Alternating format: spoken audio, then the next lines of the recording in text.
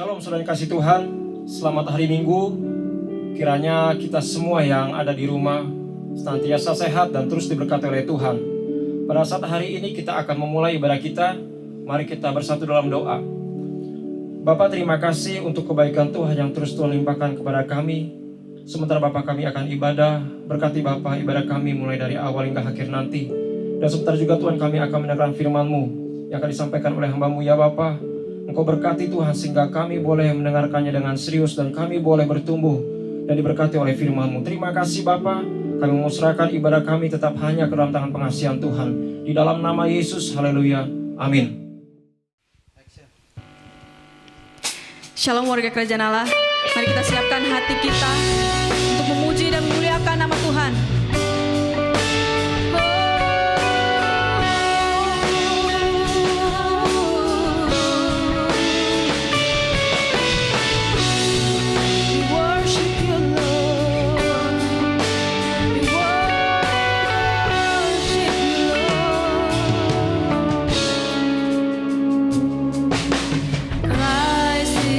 My reward and all of my faith.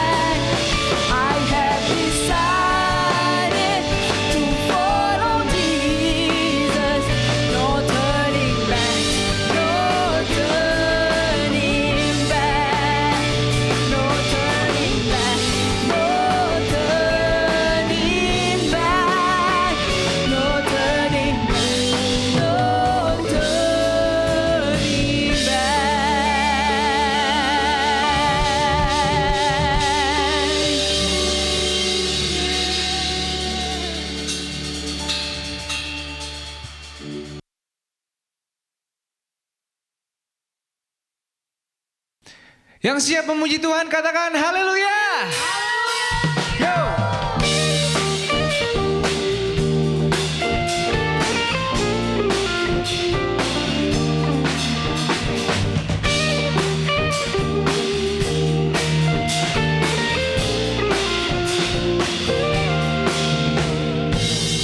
Hanya kau milikku di surga.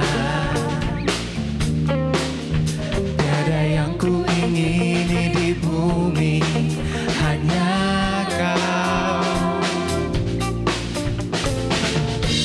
Tak ku andalkan kekuatanku, namun yang pasti kau tetap selamanya Allah sumber kuatku, Allah sumber kuatku, Allah sumber kuatku dan bagianku selama-lamanya.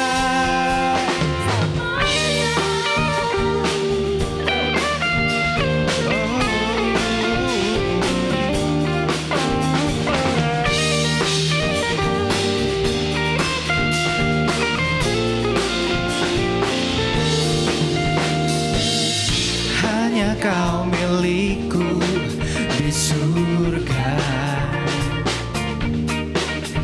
Tiada yang ku ingini di bumi, hanya kau. Tak ku andalkan, tak ku andalkan kekuatanku, namun yang pasti kau tetap selamanya Allah sumber kuatku, Allah sumber kuatku, Allah sumber kuatku dan bagianku selama-lamanya. Allah sumber kuatku, Allah sumber kuatku, Allah sumber kuatku dan bagianku selama-lamanya. Oh, selama-lamanya.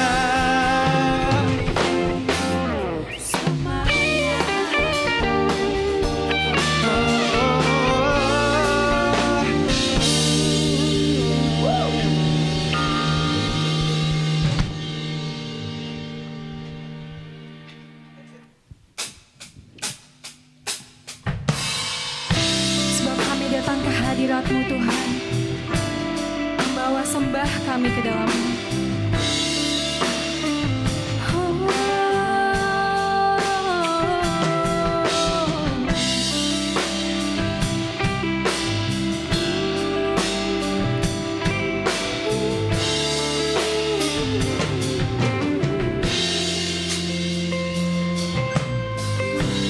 Bapakku datang menyembah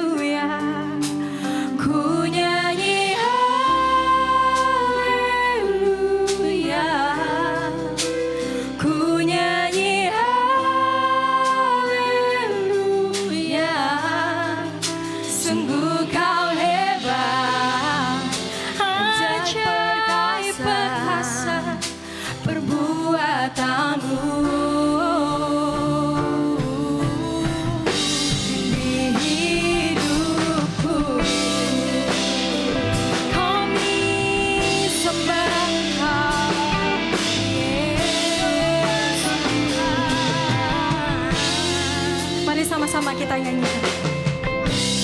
Bapakku datang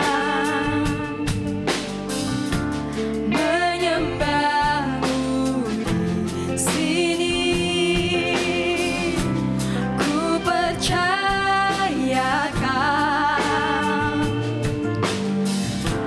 ada bagiku.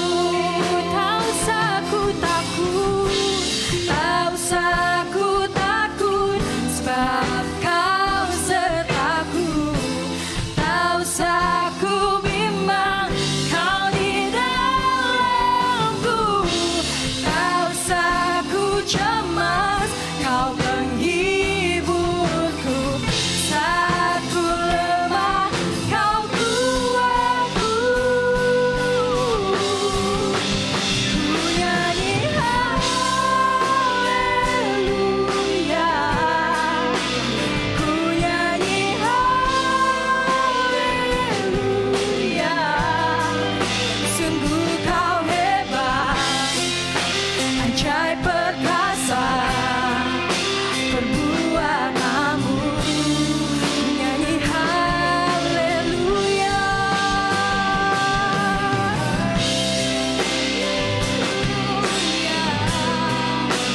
Ku nyanyi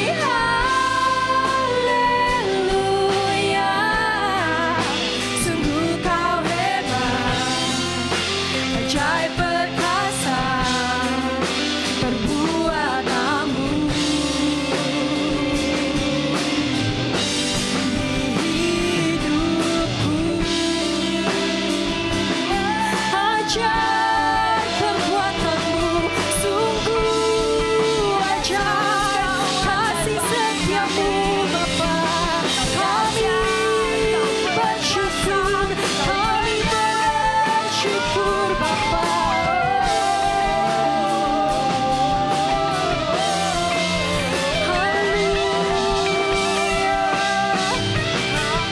Sebab kami tahu kami aman bersama Engkau Tuhan.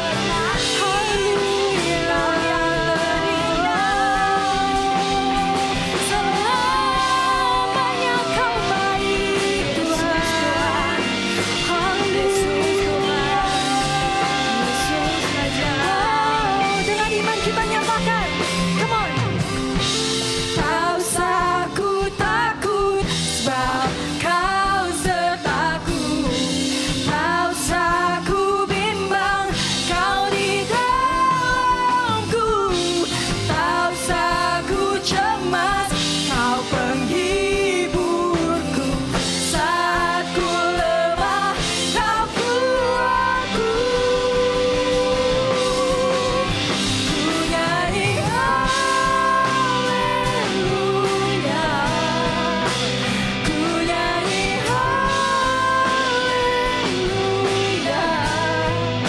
Sungguh Kau hebat, ajaib perkasa perbuatanmu. Ku nyanyi haleluya, ku nyanyi haleluya. Sungguh Kau hebat, ajaib perkasa perbuatanmu. Hidupku terima kasih, sungguh Kau ajaib Tuhan. Hallelujah, we give You all the glory, God.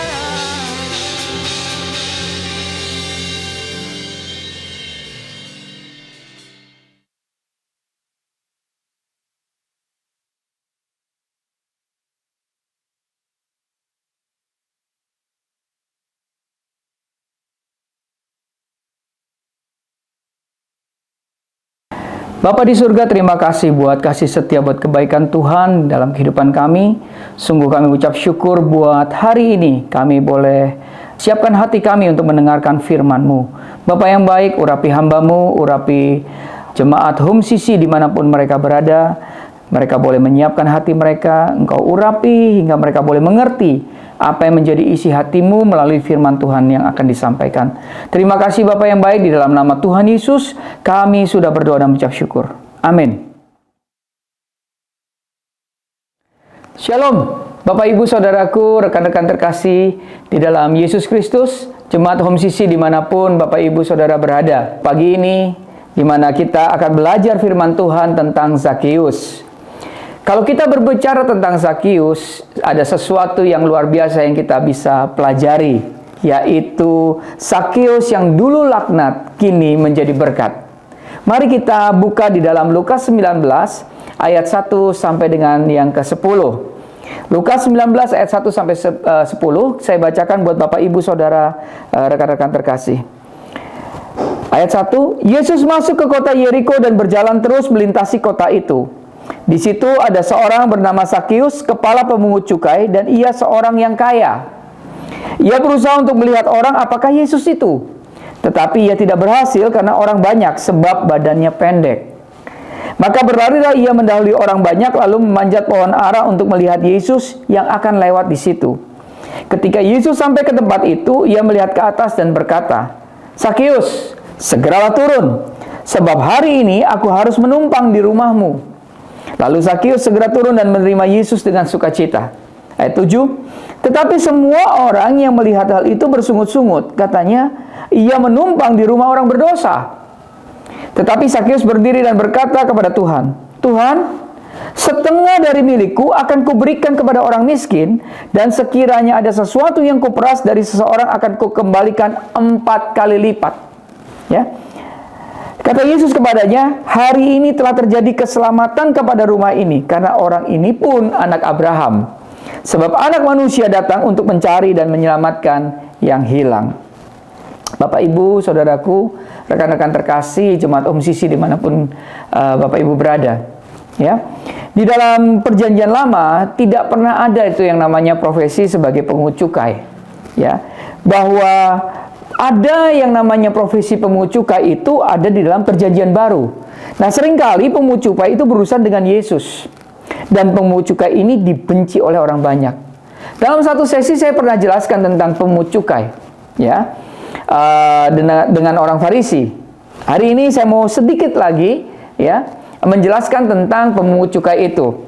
Abad ke-5, ya, sampai ke abad ke-4 sebelum Masehi merupakan masa gemilang kerajaan Yunani, di mana pada masa itu masih ada program Helenisme, yaitu semua diyunanikan. Ya, mulai dari apa? Bangunan, baju, bahasa, dan bahasa internasional itu bahasa Yunani. Nah, karena itulah Perjanjian Baru ditulis dalam bahasa Yunani. Kemudian diterjemahkan juga dalam bahasa Yunani. Nah, Yunani itu ditaklukkan oleh Romawi. Ya. Dan muncullah penguasa baru Romawi yang bernama yaitu Gaius Lucius Kaisar Octavianus, atau Alkitab mencatatnya sebagai Kaisar Agustus. Nah, yang mengadakan sensus yang dicatat di dalam Lukas 2 ayat 1. Bapak Ibu, rekan-rekan terkasih, saudaraku, Jemaat Home Sisi, ketika kerajaan Romawi mengalami masa kejayaan, ya, mereka memiliki program yang namanya Pax Romana, ya. Artinya perdamaian Romawi, yaitu membangun seluruh kerajaan Roma dan jajahannya secara besar-besaran. Fasilitasnya itu dibangun di seluruh jajahan, ya. Juga membangun saluran air aquaduk, ya, yang terkenal, dan pont du Gard yang ada di Prancis, dan Colosseum yang ada di Roma. Juga membuat jalan raya di seluruh kekaisaran Romawi. Nah, kalau semua jalan raya di kekaisaran disambung, maka panjangnya 28 kali lingkaran bumi. Kira-kira 800.000 km kelas 1 dan 320.000 km jalan kelas 2. Ya, sedangkan panjang keliling bumi itu adalah 40.000 km. Ya. Yang unik dalam jalan yang dibuat oleh Kaisar Agustus adalah setiap jalan itu pada akhirnya berujung di Roma. Karena itu ada pepatah yang bilang begini, ada banyak jalan menuju Roma. Nah, Bapak Ibu, Saudaraku, rekan-rekan terkasih, Jemaat Home Sisi dimanapun berada, untuk semua pembangunan itu dibutuhkan dana yang sangat besar. Ya, dapat uang dari mana? Dari seluruh negara jajahan Romawi. Ya, bangsa Roma sendiri tidak dipungut pajaknya. pajaknya itu diambil dari orang usia 12 tahun sampai dengan 65 tahun. Wajib pajak ditentukan melalui sensus, yang menghitung jumlah anggota keluarga dan jumlah harta yang dimiliki oleh suatu rumah tangga. Ya, kita belajar dulu tentang background daripada pemungut cukai. Nah, kemudian setelah itu diwajibkan di seluruh jajahan Romawi yang hampir ada di seluruh dunia. Karena begitu jauh dan sangat luas, maka Romawi sekali lagi memberikan kuasa kepada penguasa lokal, yaitu gubernur, dan kalau di Yahudi itu ada yang namanya Pontius Pilatus, ya. Juga di raja di wilayah yaitu Herodes. Nah, mereka harus tarik pajak dan diberikan ke Roma.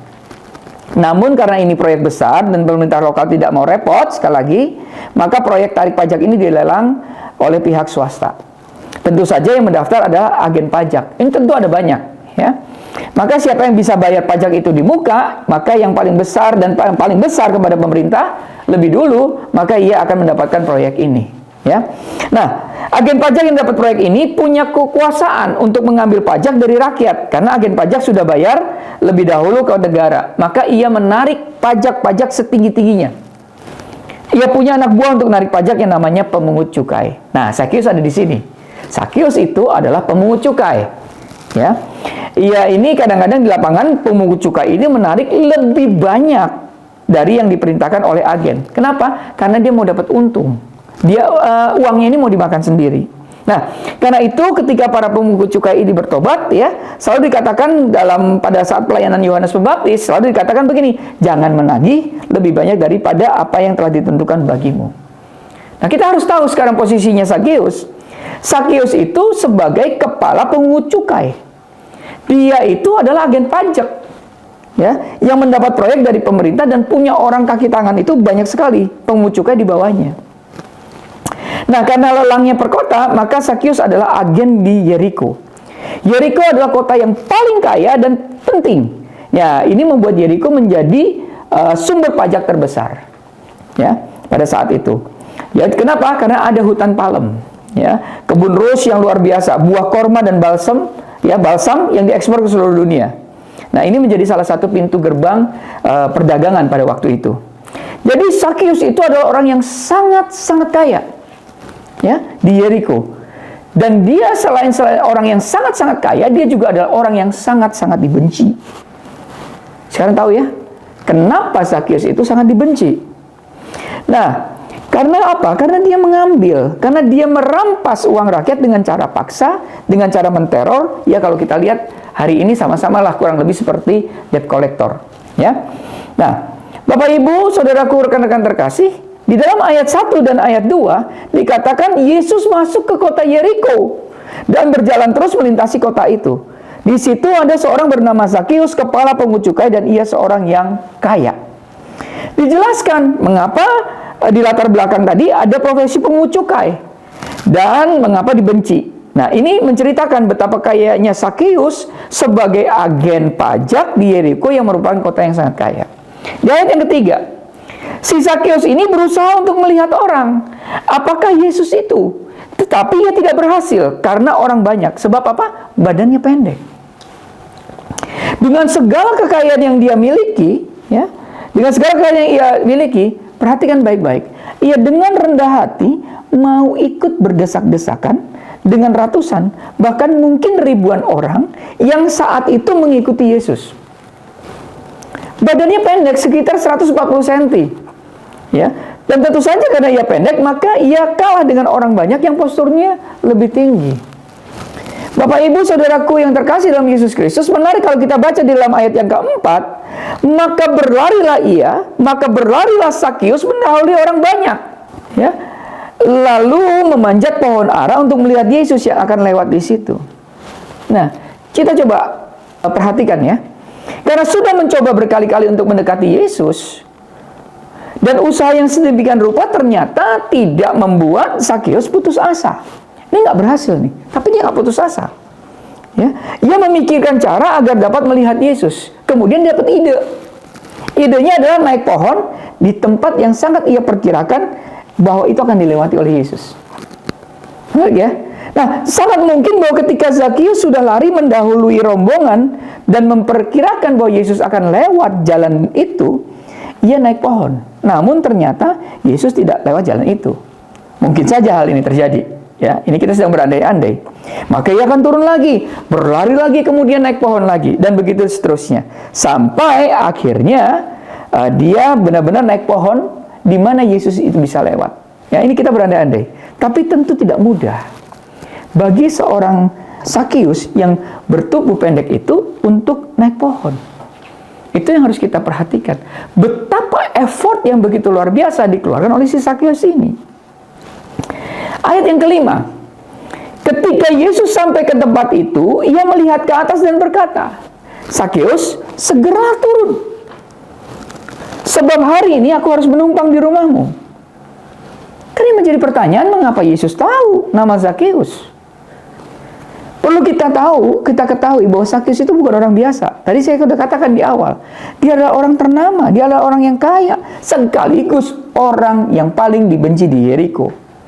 Sehingga ketika ia naik pohon ara, ya, saat itu jenis sikamor, gitu ya, yang tidak terlalu tinggi dan tidak terlalu pendek, maka orang-orang yang ada di bawahnya tentu melihat Sakius. Dan karena ada kebencian dan kemarahan kepada Sakius yang memeras rakyat, maka tentu orang-orang di bawahnya membuli. Paham ya Bapak Ibu Saudaraku? Ya, mengejek dan kemudian juga menghina. Dan karena Yesus ada di sana, maka ya, quote and quote, maka orang banyak itu meminta untuk Yesus bisa menghukum Sakius. Ya. Jadi mungkin hukumannya kalau bisa dibuat lebih pendek lagi begitu ya. Ya. Nah, ketika suara riuh rendah orang banyak membuli Sakius dan dorongan orang banyak kepada Yesus untuk menghukum Sakius, Yesus selalu buka suara, dan ini yang ditunggu dan diharapkan oleh banyak orang. Ketika Yesus menyuruh Sakius turun, orang banyak suka karena mereka berpikir dan berharap agar Sakius itu dihukum. Namun Yesus mengambil langkah yang sangat-sangat tidak populer. Ya, dikatakan bahwa di hadapan orang banyak dia ambil langkah tidak populer. Ia menyuruh Sakius turun karena apa? Karena mau numpang di rumahnya. Nah, kalau kita menjadi rakyat Yeriko saat itu, tentu yang diperas, tentu kita merasa apa yang dilakukan Tuhan Yesus ini hal yang sama sekali tidak adil. Begitu bukan? Ya. Yuk kita baca lagi di ayat ke-6. Lalu Sakius segera turun dan menerima Yesus dengan sukacita. Sakius yang sebelumnya dibuli, kini mendapatkan pembelaan dan perlindungan dari Tuhan Yesus. Ayat yang 7. Tetapi semua orang yang melihat hal itu bersungut-sungut, katanya, ia menumpang di rumah orang berdosa. Bapak, Ibu, Saudaraku, rekan-rekan terkasih, jemaat HomeCC dimanapun berada. Orang-orang itu bersungut karena merasa Yesus tidak adil. Karena rakyat dan Sakius menerima Yesus, ya, karena apa? Karena rakyat yang diperas. Dia merasa nggak adil. Ini saya diperas nih, ya kan? Kenapa malah Tuhan Yesus bela mengasihi Sakius dan mau numpang di rumahnya? Dan Sakius saat itu dengan sukacita dia menerima Yesus.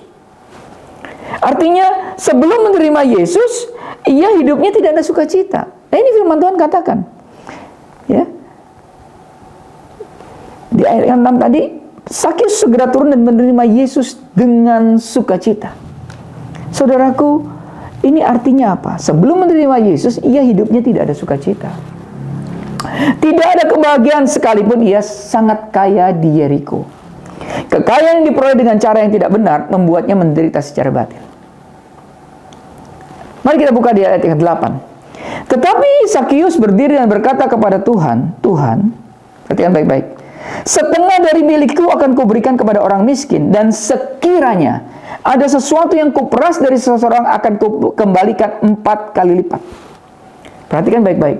Karena Sakius bersukacita, yang ia dapatkan belum pernah ia miliki sebelumnya, yaitu sukacita itu tadi, ya, maka ia berdiri dan berkata akan memberikan separuh semua miliknya. Separuh dari semua miliknya. Dan yang diperas dikembalikan 4 kali lipat. Ini sesuai dengan perjanjian lama di dalam 2 Samuel 12 ayat yang ke-6. Pertanyaannya, Bapak Ibu Saudaraku, apakah semua hartanya Sakius habis? Ataukah karena ia memberi banyak, maka akan Tuhan gantikan puluhan kali lipat, seperti yang disampaikan hamba Tuhan, memberi akan digantikan berkali lipat. Apakah kemudian Sakius melaksanakan apa yang diucapkan? Karena Alkitab tidak mengatakan bahwa Sakius Setelah itu dia memberikan gitu, nggak ada lagi keterangannya, ya. Ataukah ini hanya sikap emosional belaka? Bapak Ibu Saudaraku yang terkasih dalam Tuhan Yesus Kristus, ini penting sekali. Kitab Lukas itu dituliskan sekitar tahun 60 sampai 65 Masehi. Dan kisah Sakius itu terjadi sekitar tahun 30 sampai 35 Masehi. Artinya apa? Ketika Lukas mencatat kisah ini, ya, tentu ia sudah melihat perubahan hidup Sakius. Amin. Ya, kalau dia tidak melihat perubahan hidup Sakius dan Sakius tidak melakukannya, tentu Lukas tidak akan mencatat di dalam kitab Lukas. Nah, karena kalau Sakius tidak menjalankan apa yang sudah ia ucapkan, maka Lukas tidak akan mencatatkan kisah ini. Justru karena Sakius sudah melakukan apa yang diucapkan, maka Lukas mencatat kisah yang fenomenal ini. Yang kedua, tradisi mengatakan bahwa Sakius kemudian mengikut Yesus, menjadi murid Petrus. Dia termasuk di dalam 70 murid Kristus. Ya. Dan kemudian tradisi mengatakan bahwa dia menjadi bishop di Kaisarea hingga meninggal dengan damai di sana. Bishop itu pemimpin agama, ya, atau penilik jemaat. Nah, Bapak Ibu Saudaraku jemaat Home CC dimanapun berada, bisa dibayangkan ketika Sakius berkata akan membalikan 4 kali lipat dari yang pernah diperas, pastilah orang-orang bergegas antri, ya. Kita bayangin, ya, bergegas antri di depan Sakius untuk minta uang yang pernah diperas. Dan perlu diketahui bahwa pungut cukai memiliki catatan yang rapi, nama-nama wajib pajak dan jumlah yang dibayarkan. Dan semua uang Sakius benar-benar habis. Dan itu dikembalikan kepada yang pernah diperas dan diberikan kepada orang miskin. Walaupun ia tidak memiliki harta duniawi sama sekali, ia sudah mendapatkan harta terbesar di alam semesta ini, yaitu Allah itu sendiri. Ayat yang 9 sampai 10. Mari kita buka. Kata Yesus kepadanya, "Hari ini telah terjadi keselamatan kepada rumah ini, karena orang ini pun anak Abraham. Sebab anak manusia datang untuk mencari dan menyelamatkan yang hilang." Dahulu Sakius mencari harta sebanyak-banyaknya untuk mengisi hatinya yang kosong. Namun ketika ia mendapatkan harta sejati, yaitu Allah itu sendiri, ia keluarkan semua harta yang pernah ia miliki, agar Allah bisa masuk ke dalam hatinya. Amin. Bapak, Ibu, Saudaraku, rekan-rekan terkasih di dalam Tuhan, jemaat Home CC dimanapun berada, sebelum kita mengenal Kristus, kita ini juga serakah dan penuh dosa. Kebiasaan baru yang menjadi berkat bagi banyak orang dapat dimiliki dengan satu cara, yaitu mengenal Yesus Kristus dan firman-Nya. Amin. Kita tidak perlu naik ke pohon ara agar dapat melihat Kristus. Kita bisa buka HP kita dengan membaca Alkitab. Buka medsos mungkin, ya. Terlebih lagi, buka hati dan pikiran kita untuk terus diperbaharui oleh firman Tuhan melalui persekutuan dan ibadah. Bapak, Ibu, Saudara, jemaat Home CC dimanapun berada, arti nama Sakius adalah murni, pure. Sekalipun dahulu ia memiliki kebiasaan memeras, kini ia menderma dan merelakan semua yang ia miliki. Karena apa? Karena ia mendapatkan harta yang terbesar yang pernah ia miliki, yaitu Tuhan Yesus Kristus sendiri. Dan ia mau memberkati banyak orang dengan hartanya. Demi harta dan uang, Sakius memeras pungli dan tidak peduli. Saat ia menemukan Yesus, ia kembalikan yang pernah ia peras. Ia membagikan hartanya untuk orang miskin. Bapak, Ibu, Saudaraku, jemaat Home CC dimanapun berada, jangan sampai kita yang sudah menjadi anak Tuhan justru malah memeras, justru malah menipu demi harta duniawi. Kalau demikian, bertobatlah.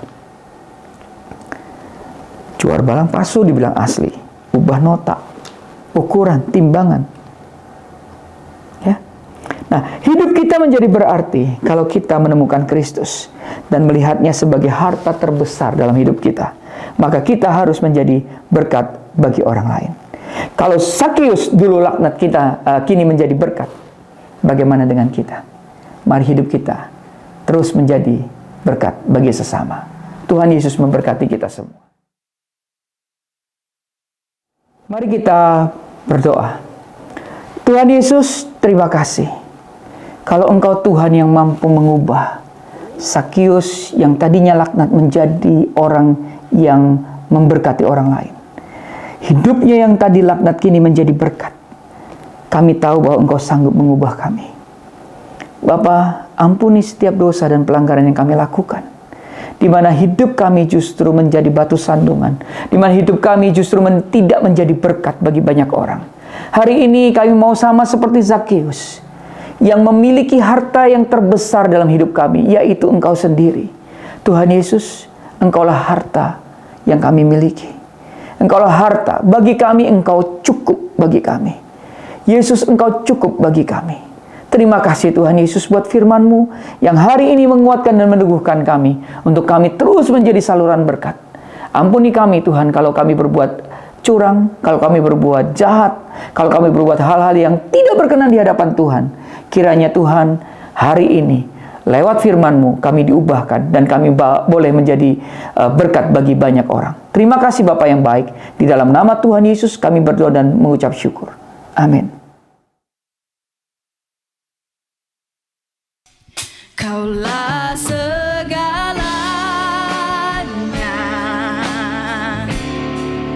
di dalam hidupku.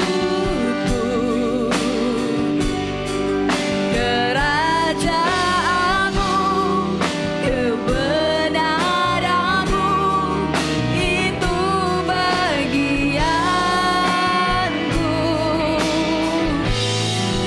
Kaulah yang ku pandang selama hidupku.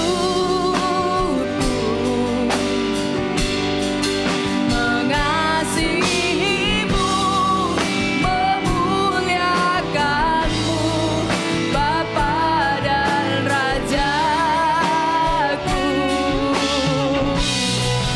Kaulah segalanya di dalam hidupku. Kerajaan-Mu, kebenaran-Mu, itu bagianku. Kaulah yang ku pandang,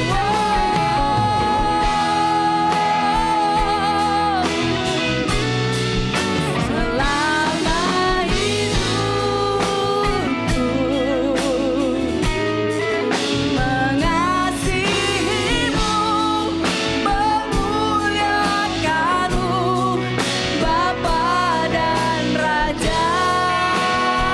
Mengasihi-Mu, mengasihi-Mu, memuliakan-Mu, Bapa dan Rajaku.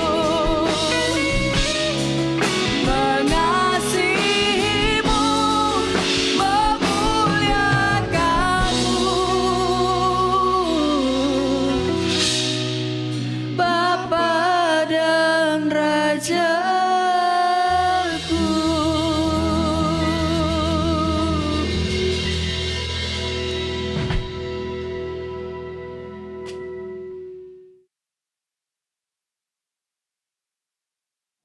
Mari kita siapkan hati kita untuk menerima berkat Tuhan.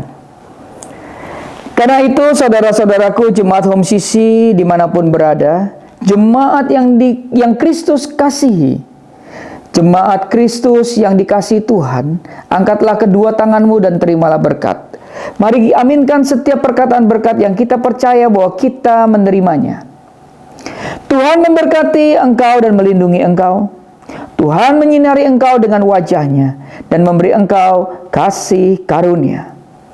Tuhan menghadapkan wajah-Nya kepadamu dan memberi engkau damai sejahtera. Kiranya kasih dan penyertaan Bapa di surga dan damai sejahtera dari Tuhan Yesus Kristus serta penghiburan dari Roh Kudus terus menyertai kita sampai Maranatha Tuhan Yesus datang kembali. Kita yang percaya dan terima berkat Tuhan katakan amin. Selamat hari Minggu, Tuhan Yesus memberkati.